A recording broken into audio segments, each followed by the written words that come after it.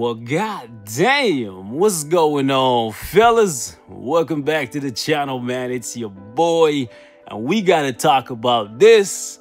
Oh man, we gotta talk about this. So about 3 a.m. this morning, Netmarble hit us with another bombshell in regards to update 5.5, and this is what they've been doing basically for the past couple weeks, even before we got the first sneak peek. A couple weeks ago, they let us know that after the October update, everything you buy from the shop will have an expiry date. This is how we all knew that update 5.5 was going to be a big one for Marvel Future Fight, one way or another. But here's another bombshell for you guys. Today, we got an announcement from CM Fragment letting us know that special missions, daily missions, and dimension rifts will be combined into one single piece of content. And ultimately, depending on how this is done, it could create a larger gap between the new players and the veterans, the free-to-play and the pay-to-win players in Marvel Future Fight. Many of you guys may not see it that way, but trust me, once I break it down for you, you'll understand exactly where I'm coming from. And that is why I can understand why a lot of people are very volatile right now. They're very upset at this possible change, because whenever free-to-play or new players come to Marvel Future Fight and they play for a little while, whenever they see an update coming, the first thing they think about is, how am I going to acquire these characters? How much am I going to be required to spend? And that is why oftentimes people are always happy to suggest new special missions, because that is a free-to-play friendly way to grind new characters. However, depending on how Netmarble goes about this combination of content, that may be done away with, and it may create a very large gap between people who have been playing a long time, who have all these characters built up, or just how you acquire the items that are associated with these game modes. So let's talk about it. Let's get everybody up to speed. Let's see what CM Fragment had to say here, and I'm going to give you guys my remaining thoughts. So the message goes, greetings agents, this is CM Fragment of the Marvel Future Fight team. In our October update, we're going to be merging the special missions, daily missions, and dimension rift into one piece of content. These changes also mean that some contents that require those modes will be adjusted. This includes heroic quests and epic quests, and also the daily challenges that you complete to acquire that 25 crystals. They should have included those as well. In a lot of these changes, we've decided that we'll be resetting the heroic quests, and the quest packs that our agents purchase will be refunded. This means that if any of you guys currently do not have White Fox, you should immediately purchase that heroic quest. That way you can acquire some of her biometrics, and if you want to, you can drop a 6-star mega rank up ticket on her. When she gets a uniform in 5.5, you try her out. If you like how the uniform plays, then you can go ahead and repurchase the package and then build her up that way, because if you spend the crystals on her now, everything that you get is basically free stuff, because you're going to be getting your 750 back, and then you can actually purchase the package a second time. And obviously, once you purchase it the second time, you won't get your money back. But ultimately, it's free stuff. So even if you don't care about the character, you should ideally do this, because you have a chance of getting some pretty good rewards just from completing at least 1 week, right, of the heroic quest for White Fox. Now, they said, we would like to apologize to agents who utilized and enjoyed the heroic quest. More details can be found below. I'm not sure why they're apologizing, because they're essentially giving out free stuff, right? They're going to be resetting it, but they're also going to be refunding you the crystals that you spend, and anything that you acquire from now until the drop of the update is basically just free stuff. So there's no reason for them to apologize here, but I guess if people don't read this thing and think about it logically, they could be upset about it. So an apology is just to those people, okay? And then we have a schedule here, and it is letting you know who will be affected. White Fox, Arachnite, and Wave, the ones that you pay crystals for. Now, what I want to talk about here is how special missions, dimension rifts, and the daily missions can be and will be affected by this change. Because if you guys have been playing this game for any length of time, you know whenever new characters are coming to this game, first thing people think about is character acquisition. How are we going to acquire these characters? How much money am I going to be required to spend to get these characters? How many crystals am I going to need to acquire these characters? And that is why oftentimes whenever there's a new update, people often suggest new special missions, because when it comes to special missions, you always get 4 or 5 characters basically for free. The thing about that is, for Netmarble, it's a lot of work for them to create new special missions. In addition to that, they're basically doing all that work to give you free characters, and they don't make anything at all for the most part, unless you're like a super ultra whale and you just splash on the character regardless of the character acquisition model, right?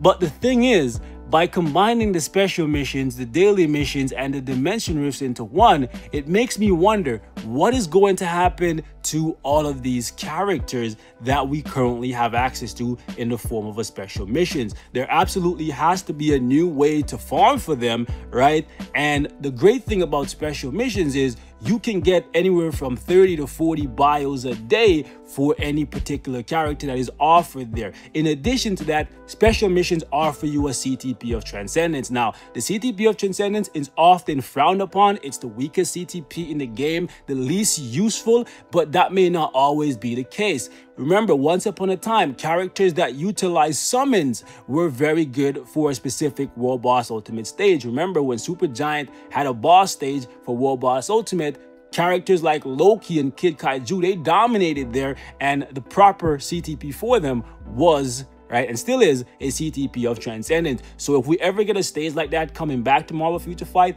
the Ctp of Transcendence may actually skyrocket in value, especially if Netmarble actually sees that nobody cares for the Ctp and they actually rework it, make it so that instead of just having the option of getting invincibility on that obelisk, you can also get a damage proc, or like vice versa. You can get one or the other, and you're not just stuck to being a defensive character with a little bit of auto attack on your Ctp of Transcendence. So it's actually very interesting to see that you're going to combine special missions along with dimension rifts and daily missions. I'm not sure how they're going to do it, but they're going to need to find the right balance to make sure that people are not missing out on bios, they're not missing out on the chance of getting the Ctp of Transcendence. In addition to that, they're also not missing out on a chance to get custom gears, because custom gears are very, very valuable. I know we're in the era of Ctp this, Ctp that, but trust me when I say there's plenty of characters in the game that do almost as good with a regular custom gear when compared to how they play with a Ctp, unless you're using them with a Ctp of Rage. That creates a much bigger gap, right? So they have to find a way to combine special missions with the other mentioned game modes, but also ensure that we're not missing out on the ability to farm for custom gears on a daily basis, because custom gears are very, very important. In addition to that, after you complete one of these special mission quest packs, you get another Ctp. It's guaranteed, right? You get a Ctp of Destruction or Authority or whatever. So yeah, it's very interesting to see that you're going to be combining this, and I just want to know how they're going to find the right balance of making sure that the time restraint that comes with running 20 special missions daily is reduced, because I personally think that's the reason why they're doing this. They've seen that, yeah, this takes a lot of time. A lot of people are just clear ticketing it, but the rewards are good. So yeah, they have to find the right balance. In addition to that, special missions also offer premium bios in the form of shifters, Inferno, Vulture, and Gwenpool, for example. So they also have to find a way to ensure that people are not missing out on those bios, because sure, those characters may not be at the top of the game now, but who's to say that's going to be the case forever? And if they get a uniform and you have no way to farm those characters anymore, then you're kind of boned, right? You have to freaking use a mega uniform ticket on them. Or let's say you're coming into the game now and you haven't built up those characters to 6-star or tier 2 yet, then now what? Right? So yeah, there's a lot to consider here when combining special missions with daily missions and Dimension Rift. Not to mention, when it comes to Dimension Rifts, they're the only things in this game that has unlimited entries. You can run Dimension Rifts all day, every day, and as long as you have enough energy, you never have to stop. And that, in my opinion, is something they're definitely going to need to take into consideration, because having unlimited entries for Dimension Rift is a great thing, because you can farm tons tons of biometrics, right? And it's an amazing way to get comic cards, which comic cards are honestly some of the most useful things in this game. It's the foundation of your roster. Most people don't even think about it, because once you get your comic cards to a good place, you can just build characters and they immediately become awesome because you have the right stats coming from your comic cards. So they definitely need to think about it carefully, because if they combine all these 3 game modes together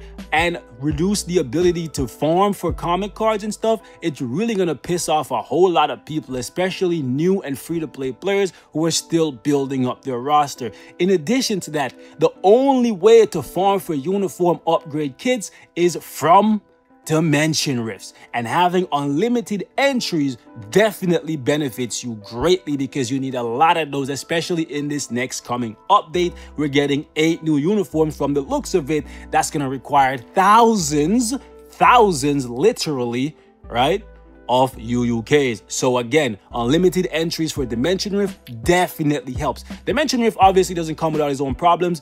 We suffer from leeches that come in and just do 1 runs and then just let the rift sit and not hit 100%, right? Obviously, it's time consuming if you run it manually, so most people clear ticket it, but it doesn't take away from the fact that it's one of the most useful game modes we currently have, and it's a great way to farm some very valuable items. In addition to that, Dimension Rifts are the best way to farm for mutants in Marvel Future Fight. Think about it logically. Whenever we're getting a new mutant, I don't know about you guys, but the best place, in my opinion, to put them is in a Dimension Rift, because you can farm, like for me, when we got Bishop, when we got Angel, when we got Warpath, I farmed like 500-600 bios in like, I guess like 3 or 4 days. That's a lot of bios. You can't do that in any other game mode when it comes to mutants, right? So yeah, they definitely cannot take away the ability to grind Dimension Rifts. They have to find a way to create some kind of balance here, and I think it's going to be very hard to do,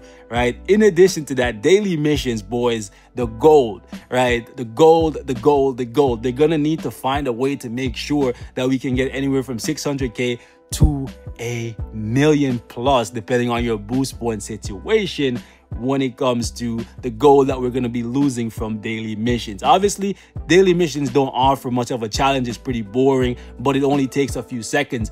But ultimately, I want to know what you guys think. How are they going to find the right balance here to create a game mode or some type of new challenge that gives us the gold that we're missing, the UUKs, the comic cards, the custom gear, the bios, and access to characters like Warpath, Angel, and Bishop without making it a limited entry? Because if they spike the goal, right, in this new game mode, they're gonna have to decrease the amount of entries that we can do. But if they do that, we're gonna get less cards per day, less custom gears per day, definitely less bios per day. And ultimately, yeah, it's gonna create a big gap between the people who've been playing for a while and the people who are just starting out. Honestly, I'm happy that they're trying to find a way to reduce the amount of time that we need to spend on Marvel Future Fight on a daily basis, because right now it's at like, I don't know, 4 or 5 hours because of the danger room being added.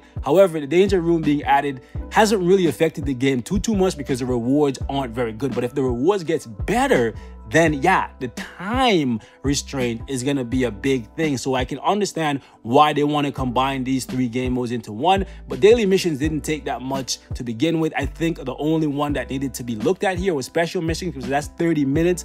But yeah, I want to hear from you guys. How do you think they're going to be able to implement this change without taking resources from the majority of us? Because even if you're a whale, you're going to be upset that we're losing UUKs if this new piece of content that they create gives us limited entries. Because having unlimited entry for Dimension Rift is a great thing, especially for that Cosmic Core event that we just had. One of the great ways to farm cores is from Dimension Rift, because you have unlimited entry. You could run stage 1 over and over again, and you're getting 30 cores like literally after every 10 runs. Like, that was the best way to farm cores. And if we get an event again, that's going to be affected by this change if the entries to rifts are affected. The only way I can see this working out is if they take all of the characters from special missions and just throw them into a Rift format. And I think ultimately that would benefit Netmarble greatly, because then when they want to bring in new characters, it would be much easier to just drop them into a Dimension Rift than to put them into the form of a special missions. Because when special missions come in, you definitely need like 4 or 5 characters. So it's much harder to create one special mission than it is to create a Dimension Rift. They can just drop one character in there like they did for the Bishop update. They did one for Angel, they did one for Warpath. So yeah, it would be really cool to see them reduce the amount of time that we're spending in Marvel Future Fight on a daily basis, taking away some of the unnecessary grindage, but they have to do it in a way where we're not missing out on a large volume of resources, especially considering the fact that in the future, we're going to be getting more and more game modes. May not be game modes that we care about, but game modes nonetheless. We saw 4 symbols, and most of us think that 4 symbols has to do with something coming in 5.6, maybe 5.7. Possibly a new game mode. So maybe this is Netmarble's way of reducing some of what we need to do in preparation for something else that we are going to need to do in the future. However, they need to make sure they do it in a way where we're not losing out on a large volume of resources, because especially when it comes to custom gears, if you're not a gambler, if you don't have the resources to blow through to get CTPs and stuff, yeah, losing access to some custom gears will definitely impact you in the long run, because you need hundreds of them to build up 6-star custom gears. And oftentimes the stats on them are not really good, so you have to re-roll them over and over and over again. And now that I think about it, these changes are probably why they removed the Shield support package. Many of us thought it was because of the Cosmic Core event, but ultimately I don't think that was the case, because if they wanted to make sure that people couldn't use the Shield support package to benefit them in the Cosmic Core event, they would have removed it long before the Cosmic Core event even started, right?